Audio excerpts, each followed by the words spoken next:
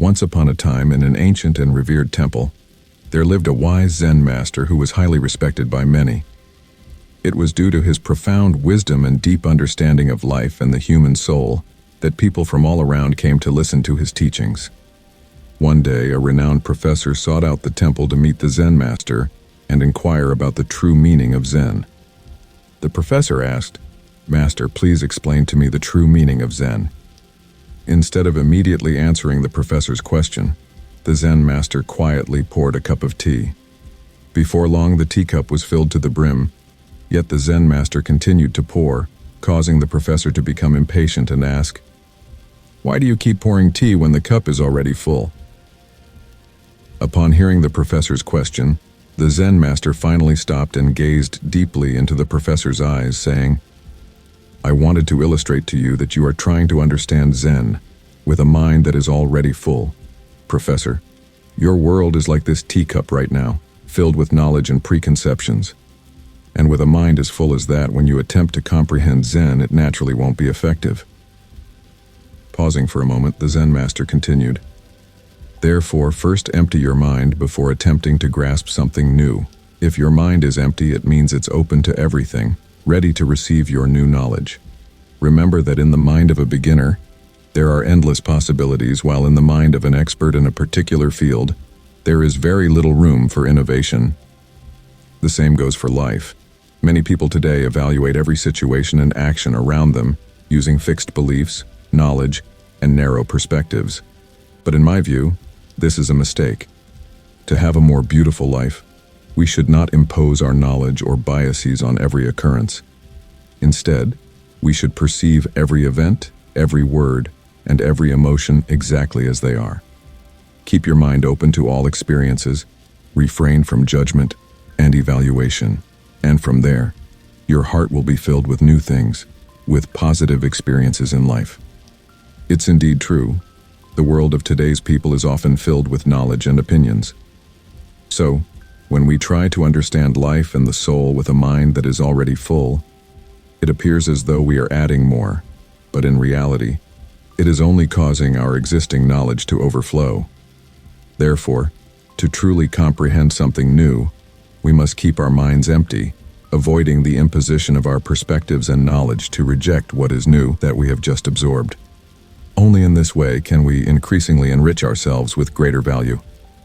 Furthermore, if you want to gain a deeper understanding of the concept of emptying the mind, continue to follow the story I'm sharing below.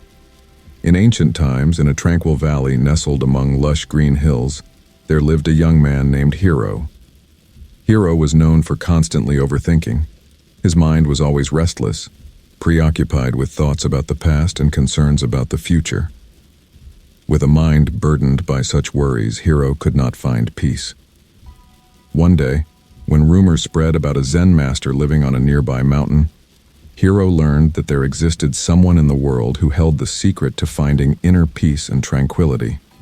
Unable to resist the allure of these rumors and driven by curiosity, Hiro decided to embark on a journey to meet the Zen master and learn the lessons of peace he longed for. After many days of traversing rugged paths, Hiro finally reached the mountaintop. Here, he witnessed the image of the Zen master deeply engrossed in meditation, with closed eyes. Approaching respectfully, Hiro bowed politely and said, "Master." After Hiro called out, he continued, "I have come here seeking your guidance. My mind is always in a state of restlessness and anxiety, and I wish to find a way to empty my troubled soul. Can you teach me that?"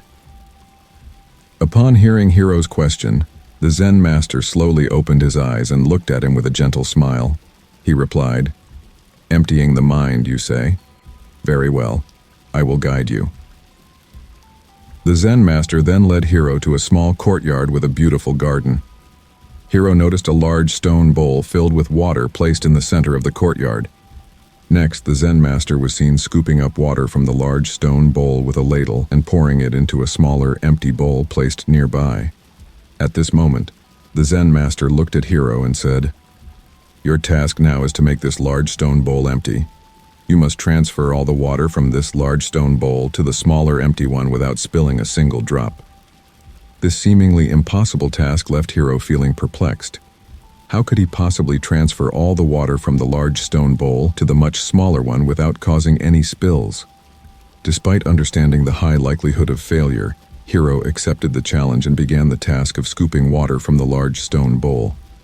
For several hours, Hiro was absorbed in his task, pouring water meticulously, but the reality remained that no matter how hard he tried, the large stone bowl continued to remain full, and the smaller bowl appeared to be on the brink of overflowing. Hiro's frustration quickly consumed him. Observing Hiro's struggle with a hidden sense of compassion, the Zen master approached and gently placed his hand on Hiro's shoulder. He said, "My dear Hiro, I know you are putting forth tremendous effort to empty this large stone bowl, but you have forgotten the first and most crucial step, which is to empty your own mind." Hiro looked at the Zen master with a troubled expression and asked, "Master, how can I empty my mind?" The Zen master smiled warmly and explained Hiro's question. "Start by letting go of your anxieties and fears.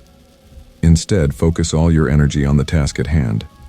Just that, and everything will happen naturally." Following the Zen master's teachings, Hiro took a deep breath, letting go of his anger. Rather than fixating on emptying the stone bowl, he concentrated on each scoop of water, savoring the sound and sensation of each drop. Gradually, Hiro entered a state of profound calmness. His mind became lighter, and his actions in the task flowed smoothly. As Hiro's mind became empty, it seemed like something magical occurred on that mountain. The large stone bowl, which had been filled with water, seemed to respond to Hiro's newfound inner peace and tranquility. With each scoop, the water effortlessly flowed into the smaller bowl, and the large stone bowl gradually became empty. In reality, from the beginning, the smaller bowl had the capacity to hold all the water from the larger stone bowl. It was a matter of the materials and shape of the two vessels. Yet, because Hiro had always held onto his own viewpoint and perspective, believing that the size difference between the two bowls made the task impossible, he had fallen into a state of frustration. At this moment, Hiro looked at the Zen master with astonishment and profound gratitude. The Zen master returned Hiro's gaze with a gentle smile and asked, "Do you see, Hiro? When your mind becomes empty, that is when you allow the wonders of the universe to happen to you. And during those times, you become one with your task, and everything unfolds naturally as you desire." From that day forward, Hiro realized that everything that happened to him stemmed from within himself. True peace resided within himself. As long as he remembered that the key to attaining peace and happiness was to empty his mind, he could lead the tranquil life he desired. Through the story of Hiro and the Zen master, I am confident that each of us can extract valuable lessons about seeking inner peace and emptiness within our souls. From this, I have also learned that we should not try to eliminate our thoughts entirely. Instead of dwelling on and worrying about them, we need to learn how to accept and understand them comprehensively. True peace will only come when we live fully in each moment, focusing on the beauty of life around us, and learning to let go of non-constructive beliefs and thoughts. Emptying the mind is not simply the act of eliminating all our thoughts, but it goes beyond that. It involves changing our mindset to be flexible and always ready to face the world without being dominated by pre-existing knowledge. According to Stoic philosophy, humans often limit themselves when their minds are encumbered by opinions and beliefs. Learning how to keep the mind empty helps us truly understand and enjoy every moment of life. It allows us to continue learning and developing in all situations. This is also a reminder not to judge and pass judgment too quickly, or with a narrow perspective. Instead of imposing our opinions on everything, we should be more open in both our minds and hearts to understand and embrace the world around us. Always remember that an empty mind does not mean that a person lacks information or is passive. Rather, it means the ability to accept and savor every event in a mindful and open-hearted manner, welcoming the diversity and beautiful moments of life.